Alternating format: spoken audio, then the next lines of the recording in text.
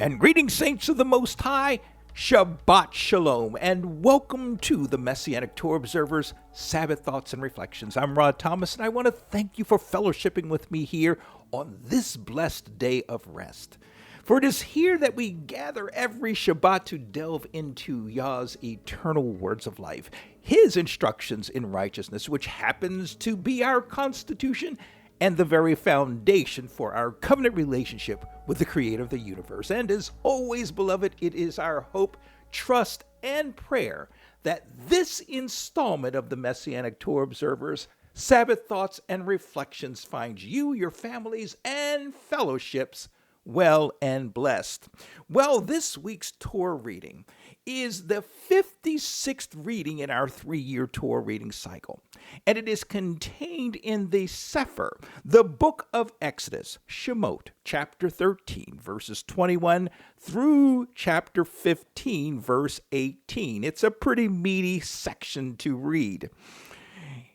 It is a continuation of last week's reading, which I entitled The Key to Knowing God is Remembering and Obeying.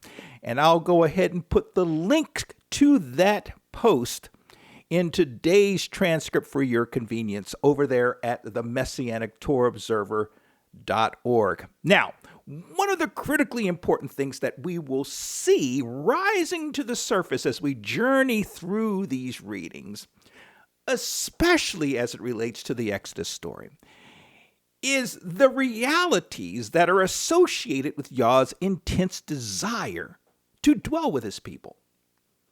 And those realities that are associated with Yah's intense desire to dwell with his people are extremely beneficial to the would-be child of Yah. Those beneficial realities are essential to one's covenant walk.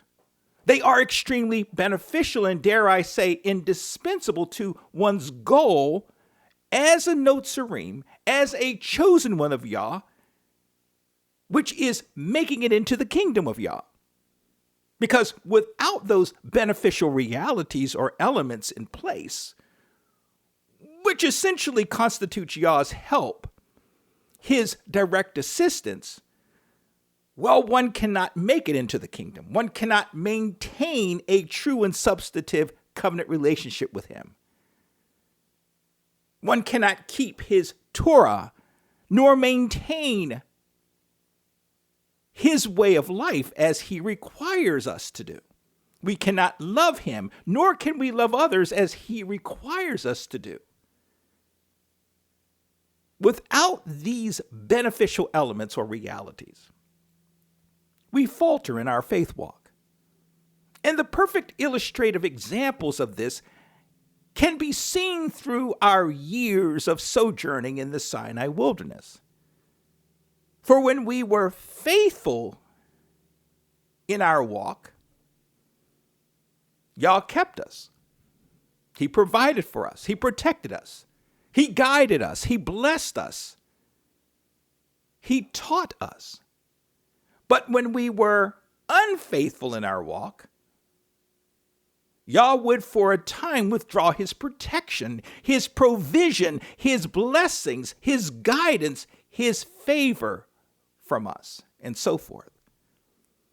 Last week's reading revealed to us that when we remember all that Yah has, is, and will do for us, and we act on those memories, by what? Obeying him, he reveals more and more of himself to us, which is in itself key to the health of our covenant relationship with him and our making it into the kingdom of Yah. For if we fail to know Yah, we fail to know and understand the things that he likes and dislikes. We fail to know and understand the things that please him, or fail to understand the things that displease him. We fail to understand and know what he expects of us and what he prohibits us from doing. Well, our chances of making it into the promised land, i.e. the kingdom of Yah, is very much hindered and even in doubt. You know, it's one thing to know of Yah, but it's an entirely different thing to know Yah.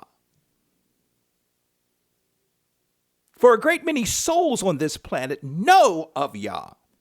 Yea, I've heard of him, they'll say. I've heard of him. But how many on this planet truly know? Or yada Yah? Intimately know Yah. And we can safely conclude that only a precious few, indeed only a remnant of souls on this planet truly knows Yah. And how did this precious remnant of souls get to truly know Yah?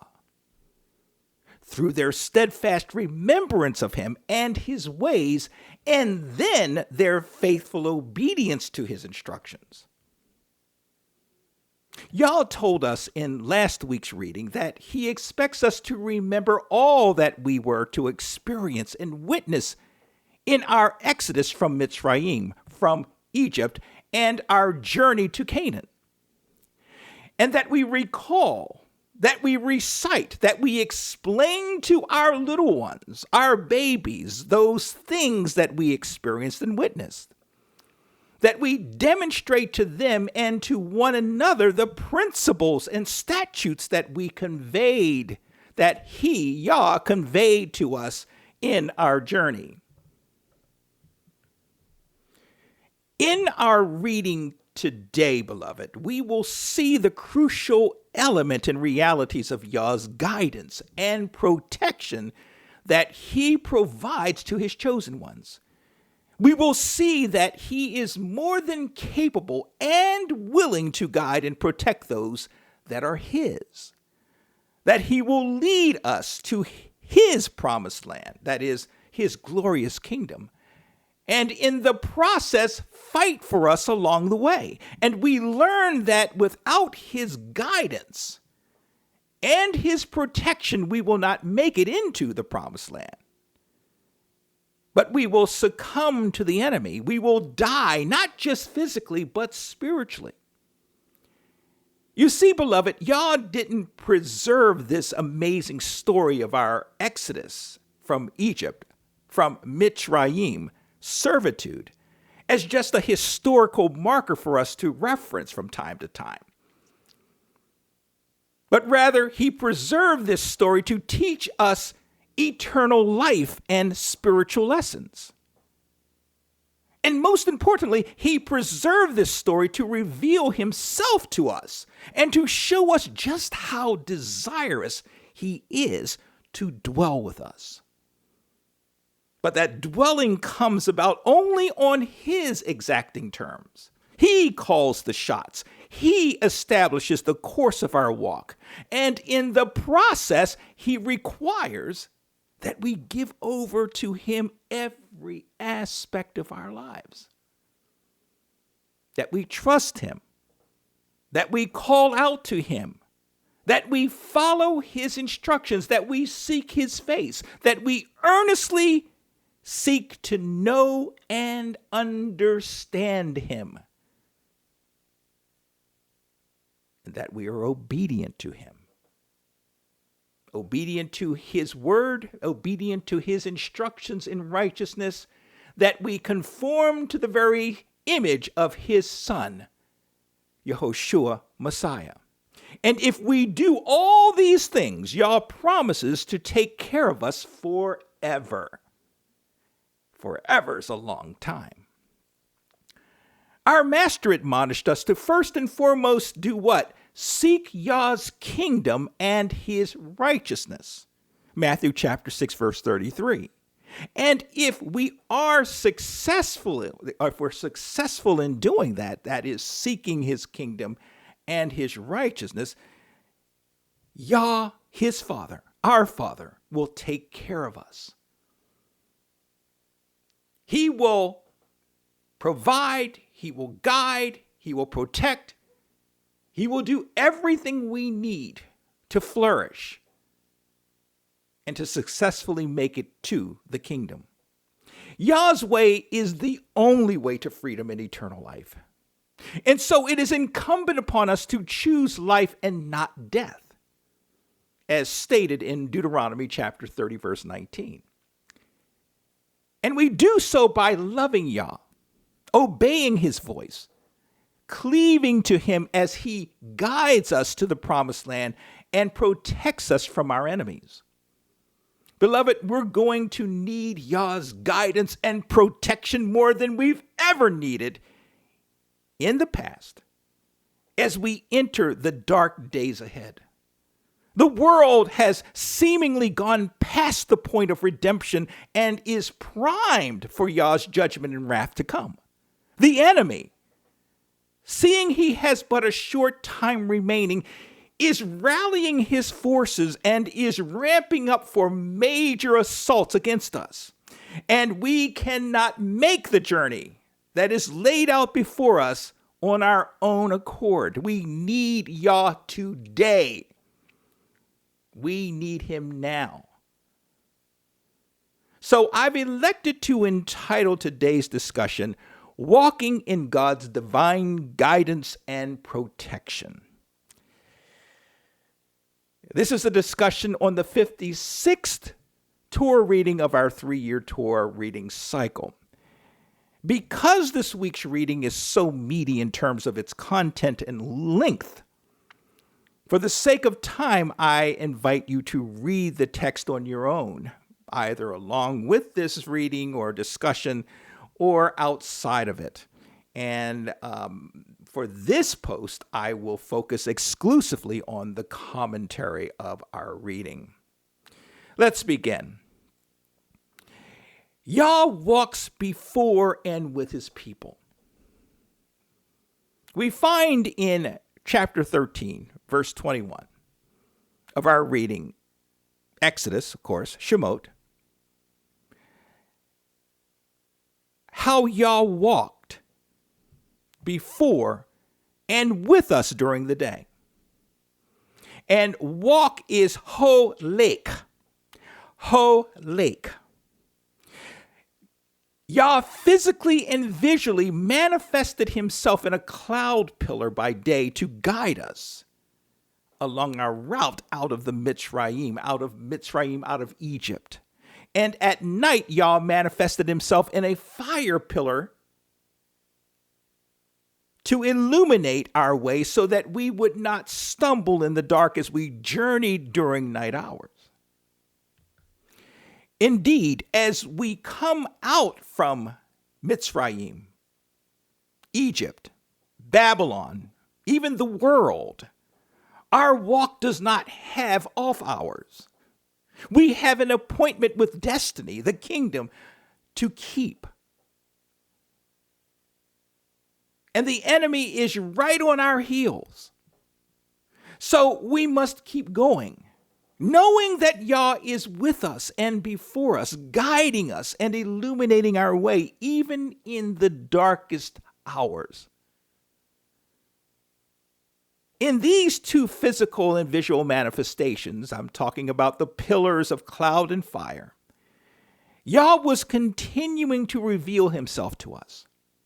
In this case, Yah reveals himself as the one who guides his people, as well as provides illumination for his people as we journey to our destination. Recall from our discussion of Sabbath Thoughts and Reflections 55, entitled The Key to Knowing God is Remembering and Obeying, we reflected on the key to knowing Yada Yah. The key to knowing Yada Yah is to, one, remember. And remember in the Hebrew is zakar. Remember Yah's exploits and his deeds and all that he's done for us. And two, that we commemorate. That is, we shema those exploits and deeds through what? Our obedience to his commands, our obedience to his mitzvot. The physical and visual manifestations of the pillars of cloud and fire are clearly representative of Yah's enduring and mighty presence along our journey, along our faith walk. You see, when Yah truly leads us, his guidance and illumination are clear and unambiguous. Now, these visual and physical manifestations remind us also of the realities of the Apostle Paul's description of the warfare that we, the redeemed of Yah, go through on a recurring and frequent basis. Shaul, the Apostle Paul wrote, "For we wrestle not against flesh and blood, but against principalities, against powers, against the rulers of the darkness of this world, against spiritual wickedness in high places." Ephesians chapter 6, verse 12. So the manifestations of Yah's presence and power clearly reveal to Yah's people that the real war and ongoing battles we often experience, take place in the spirit realm and take place against the gods of this world. Yah revealed to Moshe in preparation for the 10th and final plague that would hit Egypt, "For I, Yehovah, will pass through the land of Egypt," Mitzrayim, against, here's the kicker, against all the gods of Egypt. I will execute judgment. Exodus, Shemot, chapter 12, verse 12. Both the pillars of cloud and of fire led us or guided us along our journey out of Egypt. So from a Hebraic standpoint, this leading that Yah is doing for us can be likened to that of a loving parent who lovingly takes their little ones by their hands and leads and guides them throughout their early development. Psalms chapter 139, verse 10. In that guidance, is teaching, protecting, provision, correction, helping, and loving, and simply being with them. The writer of the book of Hebrews echoed this analogy when he wrote, "For finding fault with them, he saith, Behold, the days come, saith the Lord, when I will make a new covenant with the house of Israel and with the house of Judah, not according to the covenant that I made with their fathers in the day," and here it is, "when I took them by the hand and led them out of the land of Egypt, because they continued not in my covenant, and I regarded them not, saith the Lord." And that was Hebrews chapter 8, verses 8 and 9. So the pillar of fire by night provided us light so that we would not stumble in the dark, and that we can always see and feel Yah's presence even during the darkest hours of our journey. Our Master Yehoshua is the light of the world.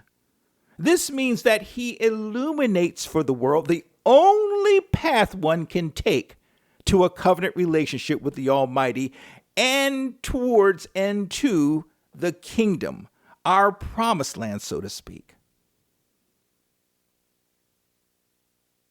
We see in chapter 13, verse 22 of our reading, that Yah maintained his presence before us 24 hours, 7 days a week, so to speak, as we exited Egypt. Well, by the time this story is taking place, we will have been traveling 3 days or 72 hours, so to speak. And he maintained his presence before us as we journeyed out of Egypt and on to our destination, which was going to be Mount Sinai, or the mountain of Yah. The text describes Yah's presence as being constant and that it did not move. Lo Yamish. His presence did not move from before us. Numbers chapter 33, verses 5 through 8. Our master Yehoshua told his disciples that he would not leave them comfortless. That is, he would not leave them fatherless or as orphans. John chapter 14, verses 18 through 31. This idea of Yah's presence remaining with his chosen people is indicative of Yah's intense desire to dwell with his beloved ones. 1 Kings chapter 6, verse 13.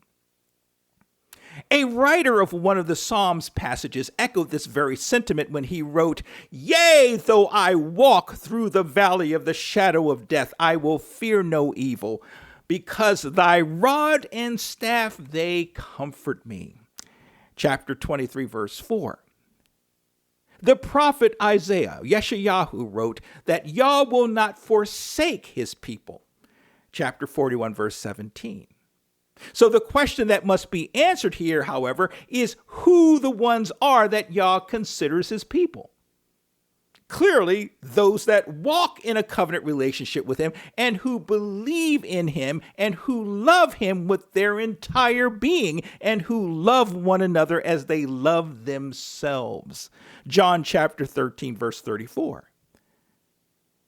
As Yah's chosen ones through the person and ministries of Yeshua Messiah, Yeshua sent us the Comforter, Yah's Ruach HaKodesh, Yah's Holy Spirit. And Master made it clear that Yah's presence through his Holy Spirit would abide with us forever. John chapter 14, verse 16. Getting back to our reading, Josephus informs us that the the Mitzri army consisted of some 600 elite charioteers, 50,000 horsemen, 200,000 footmen. Indeed, a formidable force that would be impossible for us to resist and overcome without Yah's help, without Yah's guidance, without Yah's protection. Not to mention, mind you, the spiritual enemy, who we'll talk about in just a moment. In just a second, actually. Baal Zephon, that most certainly influenced Pharaoh and his forces to pursue after us and that stood against us. You see, Yah led us to turn back or to reverse our course, ultimately leading us to settle before, or in some passages, to the east of Pi Ha-Hiroth, between the Migdal, or a fortress, and before the sea being the Yam Suf, or the Red Sea, or the Reed Sea, and Baal Zephon. 4 things here. Settling before Pi Ha-Hiroth, between the Migdal, which a Migdal is a fortress, and the sea, the Yam Suf, the Red Sea, the Sea of Reeds, and Baal Zephon. Baal Zephon could be a sanctuary for this pagan god, or it could be the actual entity itself. I think it was more of a sanctuary than it was a direct allusion to Baal Zephon. But if you have the sanctuary, it's actually in effect being before the demigod himself. Given that Yah positioned us just across from or within clear view of Baal Zephon, by the way, and the Migdal, or the Egyptian military fortress, what message did this send the enemy? Clearly, this sent a deceiving and erroneous message to both the gods of Egypt and Pharaoh and his forces that we were confused, that we were lost, and that our God, Jehovah, was an incompetent Elohim. But the truth of the matter, beloved, was that Yah was about to do a mighty work in plain view of the gods and military elite of Egypt. He was about to show all creation that he was Yah, and beside him there is no other that could do what he was about to do, because he was about to make a fool out of his and his people's enemies, and he will do the same thing even for us today. It is spiritually significant that Yah instructed us as a nation to what? Position ourselves at this interim campsite with our forward face looking towards the Red Sea, the Yam Suf, that being in the direction towards our destination, but our backs to the enemy, our backs to Baal Zephon, our backs to our former Egyptian overlords. There is great speculation among secular Jewish and Christian scholars as to the precise locations of Pi Hiroth, the Migdal, and Baal Zephon, even the Red Sea.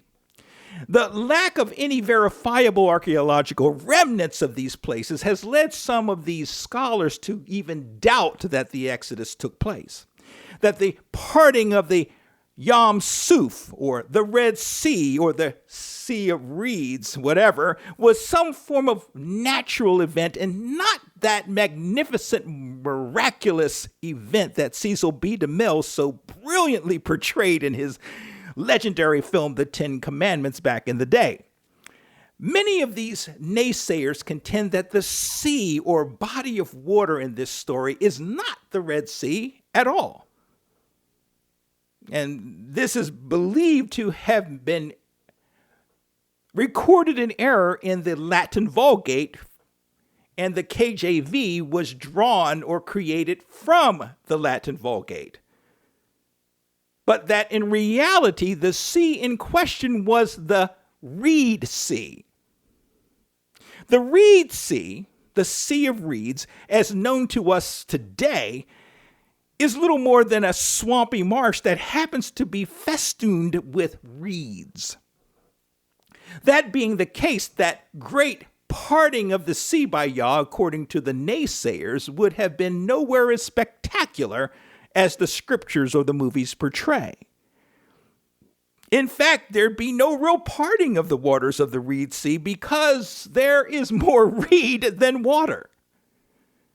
These naysayers refuse to even acknowledge the presence of Yah, manifested in a pillar of cloud by day or of fire by night, which led the nation to this place and orchestrated the miracles that would follow. We must, however, resist being offended by those who seek to challenge the legitimacy of the Red Sea, the Yam Suf miracle. The natural bodies and the courses and the precise locations of these landmarks most certainly have been altered or even removed by time. And despite there no longer being physical evidence of these recorded elements, doesn't mean the Exodus and its accompanying miracles did not take place. You see, Yah demands that his people live by their faith. Habakkuk chapter 2, verse 4, not by what we see. Baal Zephon could have been a pagan sanctuary. Again, that exact location of this sanctuary to date is unknown. And I personally believe Yah may have hidden its location, again, assuming the sanctuary existed there at the time, as a final put down, if you will, of this demigod in Egypt. I would ask why Yah would not leave the enemy's stronghold location markers for posterity's sake. Well, I would say that for Yah to do so would only provide this fallen one legitimacy. For Yah admonished us to not even inquire after pagan gods. Deuteronomy chapter 12, verse 30. It's best that the location of this demigod's strongholds is forgotten and lost to time. For Yah has declared that he is Jehovah, and his glory he will not give to another. neither his praise to graven images. Isaiah, Yeshayahu, chapter 42, verse 8. But what we have here before us in this reading is not so much a chronological set of miraculous events leading to the destruction of the Egyptian army, which in a great sense was, but more so it is about Yah's redemption, his redemptive work in action for all of creation to witness. It is about a showdown between Yah and the forces of evil in this world. And I'm talking this being about spiritual warfare, which is a topic not spoken a whole lot about in our faith community. Remember, beloved, we wrestle not against flesh and blood, but against spiritual wickedness. The spiritual realm is just as real as the physical realm. Even more so real, more so powerful, more so impactful than the physical. So this event was in every sense a grand confrontation between two entities, the Almighty and the demigod Baal Zephon, or the demigods of Mitzrayim, of Egypt. You see, Baal Zephon was not so much about a place, as much as it was about a fallen entity that Yah would judge and put in its place. You see, Yah orchestrated this confrontation down to the very place, the very time, and the very circumstances so that all creation would know once and for all who is the one true Elohim. You know, this harkens back to the showdown between Eliyahu, and the priest of Baal, recorded in 1 Kings chapter 18. You might recall that in that showdown, as in our present reading, the confrontation was not so much between Elijah and the Baal priest, as much as it was a repeat match between Baal and Yah. And in both matches, Yah won spectacularly. But this present battle was one of several spiritual battles that Yah waged against his and Yisrael's enemies, leading up to this juncture of our story. All of which is to say that despite Yisrael being described by Moshe as an army, Yisrael would not be participatory in this battle, because Yah would fight for Yisrael. And in so doing, Yah purposed to receive all the glory and all the honor for redeeming and delivering his people from Egyptian and Baal servitude. I should mention that Baal Zephon was the chief god, or Elohim, of that region of Egypt. And it serves evident, or it appears evident, I should say, from archaeological findings that Baal Zephon was master or lord over the sea. And this understanding certainly plays well with the rabbinic story that Pharaoh had counted on Baal Zephon to aid and give him victory over the boxed-in Hebrews encamped between the Migdal, the Baal Zephon sanctuary, and the Yam Suf, or the Red Sea. Now, Dr. David Roll, in his excellent textbook entitled The Exodus, Truth or Myth, notes that Baal Zephon is associated with Seth, the god of chaos, or the storm god during the 13th Egyptian dynasty. Strong's Exhaustive Concordance identifies Baal Zephon as the Lord of the North. And we see from our text that Yah not only took the fight to Baal Zephon's own house, that is, in the front yard, in his very front yard of his sanctuary, but also to his domain being the whole of Mitzrayim, whereby he takes the Hebrews through the very sea, the very medium, the very jurisdiction that this demigod was supposed to have undisputed power and authority over, that being the sea. Pharaoh rationalized that we had become entangled in, or shut in, or closed in, or boxed in, or lost in the land. Sagar in the land. And one could imagine the land that Pharaoh believed had shut us in is representative of the world we live in today.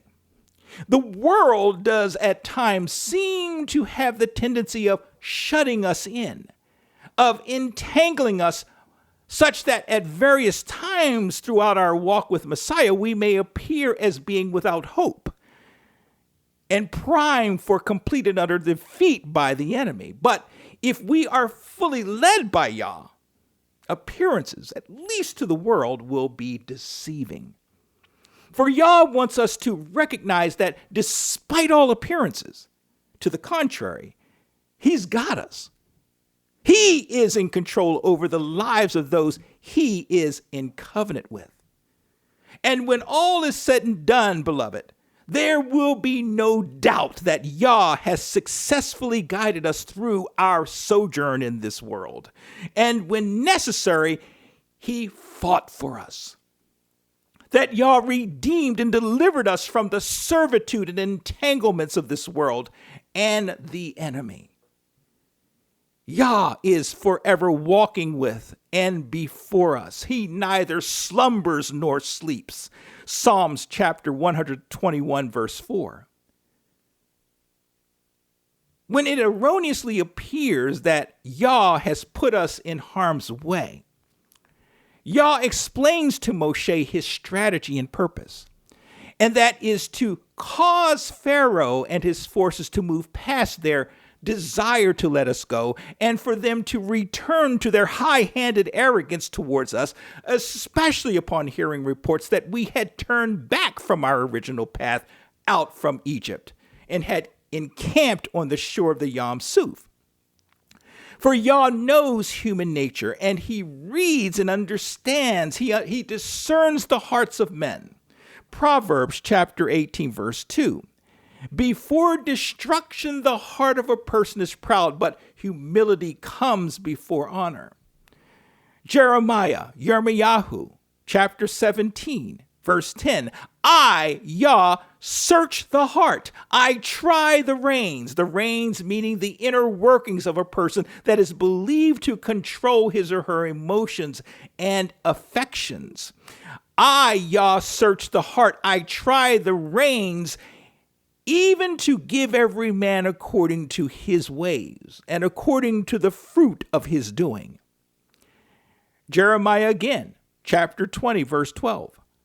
But, O Yah Sabaoth, that triest the righteous and seest the reins and the heart. Jeremiah, yet again, chapter 11, verse 20. But, O Yah Sabaoth, who judgest righteously, who triest the heart and the mind. In so doing, Yah, knowing the heart of his enemies, He shields the righteous while overthrowing the wicked, and manifests His judgment and might. So Yah purposed that through Pharaoh and the Mitzrayim, or the Egyptian army, all creation will honor Him, especially Egypt, who venerated a multitude of gods.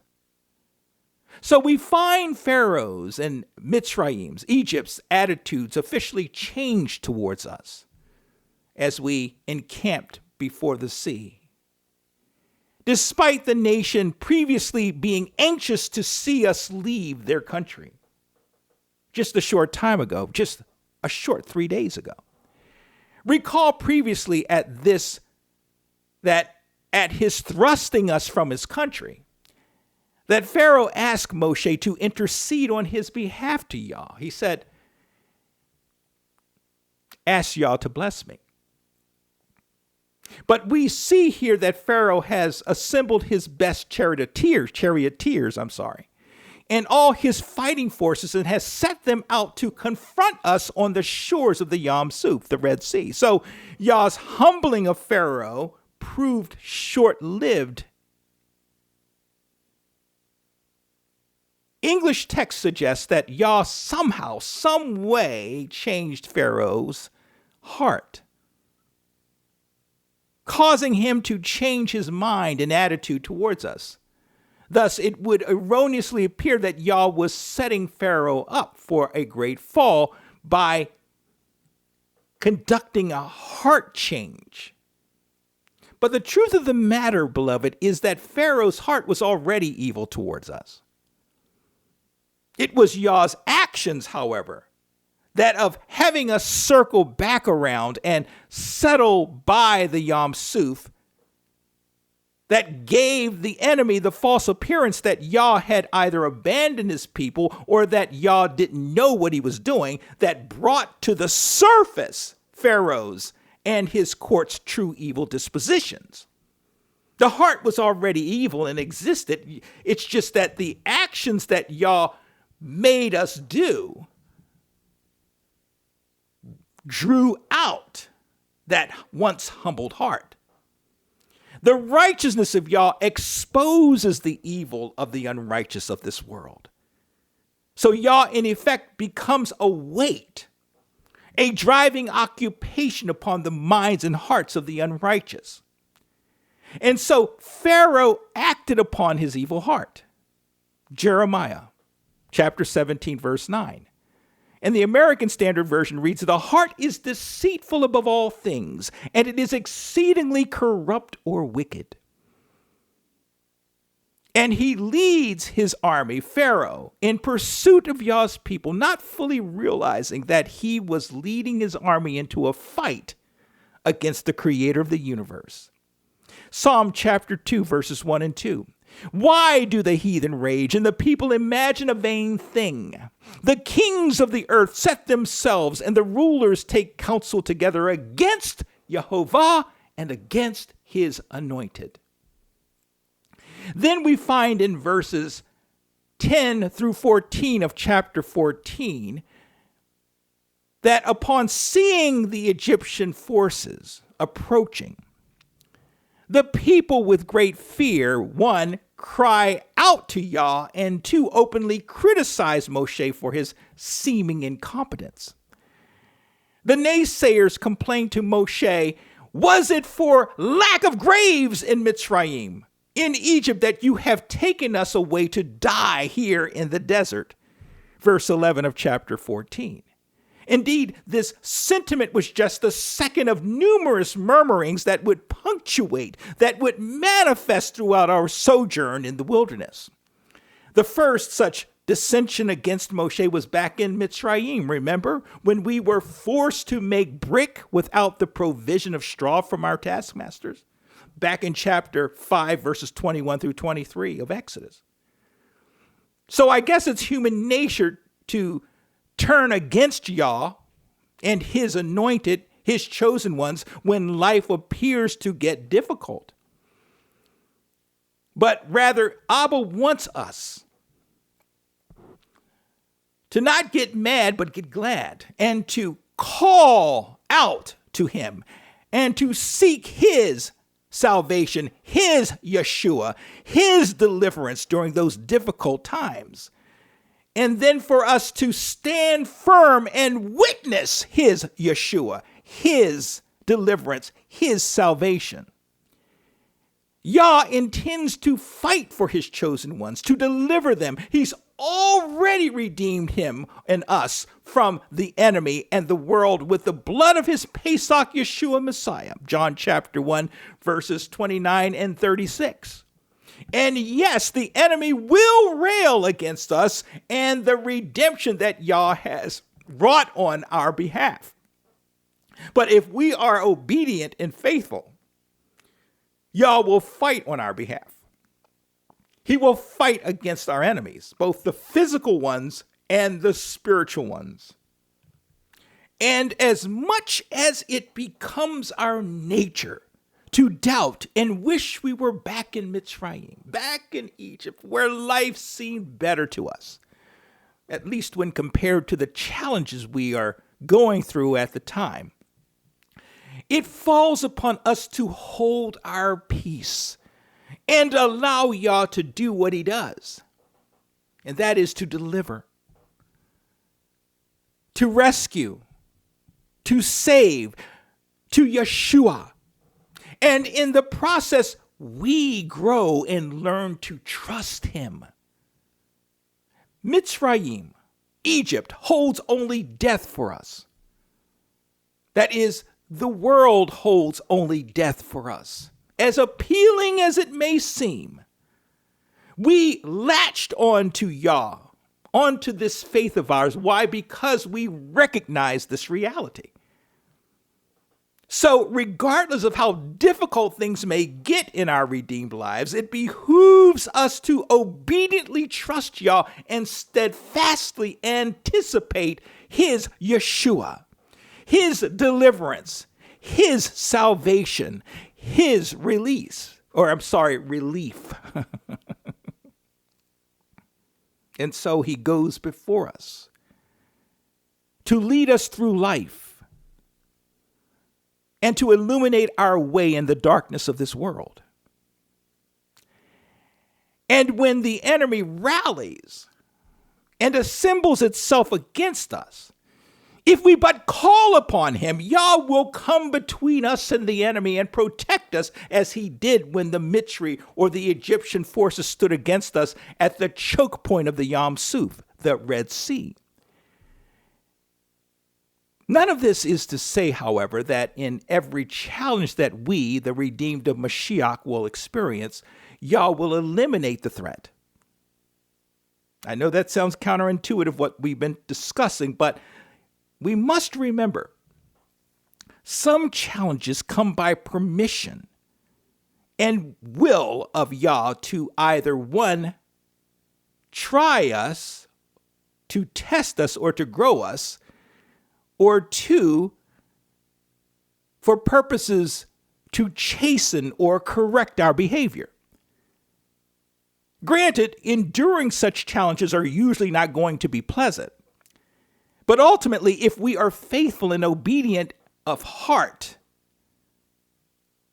or I should say, if we are faithful and obedient and our heart is in the right place, Yah will always bring us out on the other side of those challenges. That is, he will bring us out of our Red Sea in a better state than when we first entered that challenge. If it's testing or proving that we're going through, Yah will cause us to endure the difficulty so that we may become better instruments, better servants for his purpose. If it's chastening and correcting, Yah intends for us to repent, to seek his face, to alter our behavior such that we do not repeat the sin. So in all, Yah will always be with us if we remain faithful to him and to the covenant relationship we have with him. And in every case, however, Yah desires for us to look to him for our Yeshua. In verses 15 through 18 of chapter 14, we find Yah instructs Moshe to urge us forward towards the sea, and that he extends his staff over the sea such that the waters will cleave open and provide us a safe passage or pathway across in the midst of the cleaved waters on dry ground. This bold, unprecedented move, prompted and orchestrated by Yah, will play upon the arrogance, the heart of Pharaoh, who will foolishly lead his forces into the Yam Suf, the Red Sea, after us. And after Pharaoh gives into his strengthened heart, or rather, some translations say his hardened heart, Yah would be heavy with Pharaoh.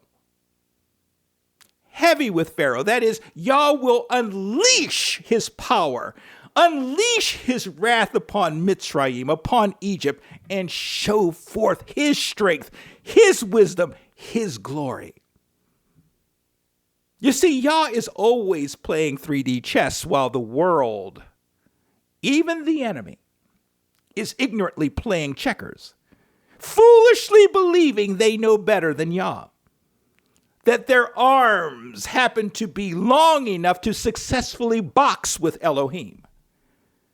In the end, beloved, Yah is going to always win the war in every battle, and in the process get the glory he so justly deserves. In verses 19 through 31 of chapter 14, we get details of how Yah dispatched his angel, his Malach, to stand before the Mitzri, the Egyptian forces, between Mitzrayim and us, Yisrael. This mighty one, this Malach, this angel, manifested himself in the pillar of cloud and fire as we journeyed with Yah out of Mitzrayim, out of Egypt. This Malach, this angel, prevented the Egyptian army from attacking us that night while the waters of the Yam Suf were being parted and we journeyed across on dry ground. The camp of the Egyptians, the Mitzrayim, stood in utter confusion and darkness while we, of the Yisrael camp, upon the Yam Suf being cleaved by Yah, in order and in peace, crossed the cleaved Yam Suf on dry ground in the early hours of the morning. And of course, the enemy, once the angel, the Malach, released them, he withdrew his position in front of the army. Well, the Mitzri forces, the Egyptian forces, pursued us through the cleaved Yam Suf. And as they pursued us, their vehicles began to break down, and they began to realize they'd picked a fight with the wrong God. That their fight really was not against us, Yisrael, but rather it was against Yehovah Sabaoth. The Apostle Paul, Shaul, the Apostle Paul, he wrote to the Messianic Assembly in Rome, "If Yah be for us, who can stand against us?" Romans chapter 8, verse 31. Then there was the psalmist who wrote, "Jehovah is on my side, I will not fear. What can man do unto me?" Psalm 118, verse 6. So ultimately, once we were safely on the other side of the Yam Suf, the Red Sea, Moshe again extended his rod over the cleaved waters, and the waters returned to its original state. And in the process, drowned the entire Egyptian army. And we successfully and safely on the other side witnessed this awesome sight as we stood on the opposite shore of the Yam Suf. This terrible sight should have cemented in the psyche of every Hebrew, one, who it was that delivered them, the extent of his power, the extent of his greatness, the extent of his genius and wisdom, the extent of his mercies, as well as two, who Yah's chosen leader for the nation was, none other than Moses. And so as we exited Egypt, Mitzrayim, Egypt, illustrative of the world, illustrative of the enemy, neither of which is willing to let us go. Even though we've been legally redeemed, the enemy will embark on a relentless pursuit to destroy us or attempt to reclaim us as their servant. But in such cases, Yah tells us to stand firm. He tells us to be quiet and to witness his salvation, his Yeshua. Lastly, in verses 1 through 18 of the 15th chapter, we rejoiced in song regarding that which Yah did for us. When Yah rescues us from the wiles of the enemy, and from the muck and mire of this world, it is incumbent upon us to rejoice, to render unto Yah the praise, thanks, honor, and glory he so justly and richly deserves. In so doing, we openly acknowledge that our redemption and deliverance did not come about by our own abilities, for we are incapable on our own accord to overcome the world and the enemy. We desperately require Yah's Yeshua. Our master was sensitive to this reality, and he told his troubled disciples, I have told you these things so that in me you may have peace. Because in the world you have trouble and suffering, but take courage. I have conquered the world. And because he has conquered the world, we can conquer the world. You see, one of the many reasons our Master Yeshua came was that we might have life, and that life would be more abundant. John chapter 10, verse 10. So central to any thoughts and or reflections on the Torah reading that is before us is for us to recognize the crucial reality that Yah intensely desires to dwell with his people. As we journey each week into these readings, this reality of Yah desiring to dwell with us takes on several facets, several colors, several hues. And each of these facets has direct implications and applications to our respective walks with Messiah, with Mashiach. Although Yah had us turn back from our set path out of Egypt, out of Mitzrayim, our faces were toward the Yam Suf, while our backs were to Baal Sivan and Mitzrayim. This is certainly indicative of, or illustrative, if you will, of how our lives should be as we walk in faith and live in covenant with Yah, our Elohim. Our faces must always be towards Yah and his coming kingdom, while our backs are continually to the enemy in this world. The enemy, as in the example of our reading, often sees us as lost, as incompetent, as weak and without hope, and certainly without Yah walking with us and leading and guiding us and illuminating our understanding of him and his ways, we are all these things.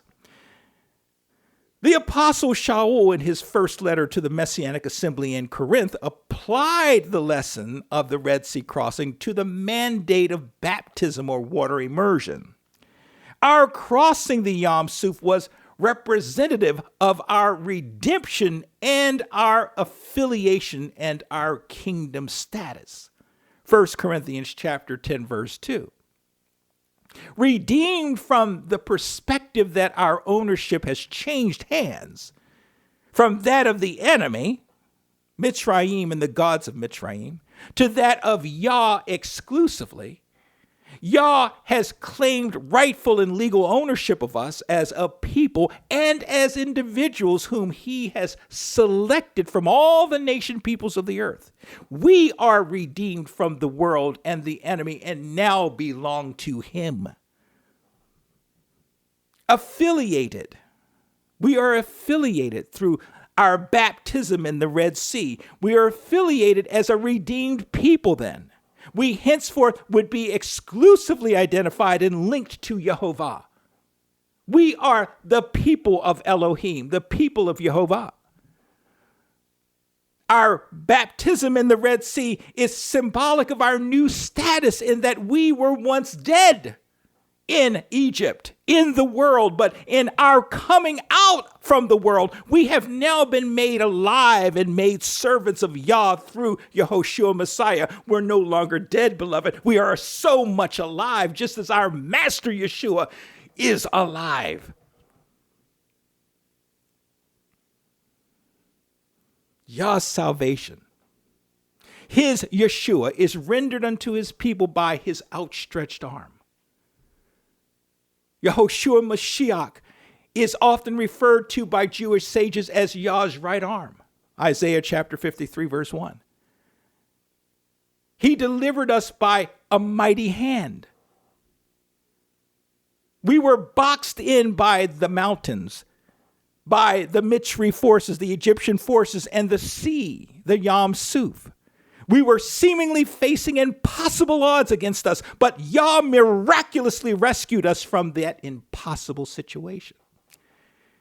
So the enemy translates today into people and fallen spiritual beings that come against us as we journey toward the kingdom. Nevertheless, Yah is more than able to defeat every foe and deliver us safely to our destination. The land and the sea are representative of the cares and challenges of this life. We need Yah to help untangle us from this world. Only Yah holds the key to our overcoming this world. The fears and insecurities of the mixed multitude are representative of ourselves, such that we rationalize often from time to time that we were better off in Egypt, better off in Mitzrayim than we were as redeemed souls heading for the kingdom. But the truth of the matter, beloved, is that the world offers only death and no relationship with the creator of the universe, which is the pinnacle of all human existence. We then choose life, not death. We choose a relationship with the creator of the universe, not one with the world and the gods of this world.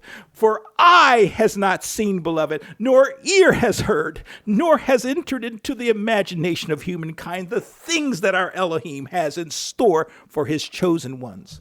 So it behooves us, as the redeemed of the Most High, to look towards the author and finisher of our faith as the only means for our Yeshua, our salvation. Hebrews chapter 12, verse 2. In many situations, such as the situation outlined in our text, it appears to the natural eye that the only thing that will come out of many difficult life situations is certain death and destruction. Even Moshe cried out to Yah for help. But Yah, as he did with Moshe in his moment of despair, disappointedly asked him, and by extension us, why do you cry out to me? In other words, why are you doubtful that I am going to take care of you? It's one thing to cry out for Yah's help. It's another thing when you cry out for his help when you don't trust him, when you have doubts for him. So Moses' cry was one of confusion, of fear. So he says to us, why are you crying out to me as if you have no hope? Move forward. Use the instruments I've given you, that is your staff, and I will make a way for you out of this impossible situation. Psalm chapter 23, verse 4, yea, though I walk through the valley of the shadow of death, I will fear no evil, for thou art with me, thy rod and thy staff, they comfort me. Our staff, our rod, beloved, is Yah's Torah, and the teachings and the example of Yeshua Messiah. Yah's Ruach HaKodesh operating within us guides us and illuminates our way through the darkness of this world. And so we don the whole armor of Yah so that we may withstand the wiles of the enemy in those evil days. Truth, righteousness, understanding and possession of the gospel, and faith above all else. The Ruach HaKodesh, the Holy Spirit, prayer, perseverance, and salvation. All these things make up Yah's protective spiritual clothing that, when properly worn, will help us in overcoming the world and the enemy. And with that, beloved, we will bring this installment of the Messianic Torah Observer's Sabbath Thoughts and Reflections to a close. And I pray that you all have a blessed and overcoming week, that we all fervently reflect upon the life and spiritual lessons to be had from this Sabbath's reading. So may Yah guide you and bless you, each and every one of us, as we journey along this difficult and narrow road towards the kingdom. Shabbat Shalom, Shavua Tov. Until next time, take care.